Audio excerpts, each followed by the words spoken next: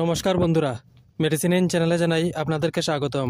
বন্ধুরা, আজ প্ল্যানঅ্যাপ 25mg ট্যাবলেটের কাজ এবং পার্শ্ব প্রতিক্রিয়া নিয়ে বিস্তারিত আলোচনা করব, তাই ভিডিওটি শেষ অবধি অবশ্যই দেখবেন এবং চ্যানেলে নতুন হয়ে থাকলে চ্যানেলটিকে সাবস্ক্রাইব করে নেবেন, যাতে ওষুধ সম্পর্কে সঠিক তথ্য সবার আগে আপনারা পেয়ে যান।